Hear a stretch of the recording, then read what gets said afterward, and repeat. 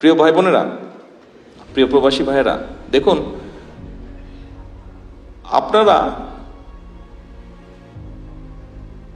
আমার বিগত এক যুগ সম্পর্কে আমার উপর দিয়ে কি গিয়েছে, আমার পরিবারের সাথে কি হয়েছে, কম বেশি একটা ধারণা আপনাদের আছে।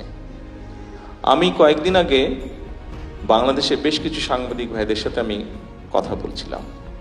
সেখানে আমি একটা কথা বলেছিলাম, সেখানে ওনাদের সকলের সামনে আমি একটি কথা বলেছিলাম। দেখুন, বিশেষ করে 1/11-এর পরে এবং তারপরেও বিভিন্ন সময় কতগুলো ঘটনা ঘটেছিল আমার সাথে, কতগুলো ঘটনা ঘটেছে আমার মায়ের সাথে, কতগুলো ঘটনা ঘটেছে আমার বাবা ভাইয়ের সাথে, বিভিন্ন ঘটনা ঘটেছে। আপনাদের হয়তো ভুলে গেছেন, সেই সময় হয়তো অনেকেই দেখেছেন, বাট এখন ভুলে গেছেন। আম্মা একবার না ভুলে গেছেন, যেটা আমি বলবো ভুলে গেছেন, ভুলাটাই স্বাভাবিক। সেটা হচ্ছে আম্মা একবার খুব অসুস্থ হয়ে গিয়েছিলেন। সেই সময় একটি হসপিটালে অ্যাম্বুলেন্স চাওয়া হয়েছিল, তারা অ্যাম্বুলেন্সটি দেয় নাই সেদিন, ঠিক আছে? এখন এক মিনিট, আমি যেটা বলতে চাইছি দয়া করে একটু শুনুন। তারা সেটি দেয়নি অ্যাম্বুলেন্সটি।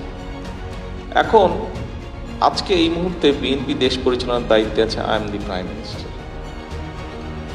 আমি চাইলে ব্যক্তিগত আক্রোশ থেকে হয়তো আমি প্রতিশোধ নিতে পারি, কিন্তু আমি যদি নেই তাতে বেনিফিটটা কি হবে বলতে পারেন? কোনো বেনিফিট হবে কারো? কোনো বেনিফিট হবে না। গত 35 মিনিট যাবত কথা বলছি, যেই জিনিসটা আপনাদেরকে বোঝাতে চাইছি সেটি হচ্ছে যে দেখুন, আমাদেরকে একটি বিষয় থেকে বের হতে হবে। আপনাদের সামনে যে পরিকল্পনাগুলো তুলে ধরলাম, এই পরিকল্পনাগুলো আমাদের সবার জন্যই আমরা করেছি। আমরা যদি সকলে মিলে হইচই করি, সকলে মিলে যদি শুধু নিজেরটা দাবি করি, তাহলে কোনোটাই হবে না। শুধু যদি নিজেরটা আমরা চিন্তা করি, কোনোটাই হবে না।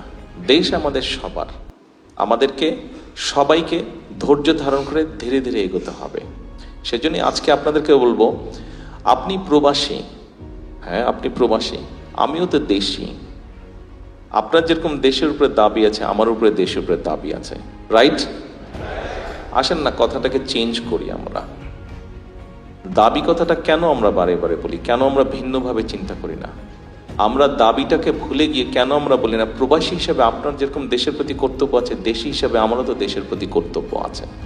আসুন না আজকে আমরা আমাদের কি দাবি আছে সেটা থেকে বেরিয়ে এসে আমরা চিন্তা করি আমাদের কি কর্তব্য আছে দেশের প্রতি, what we can do for the country.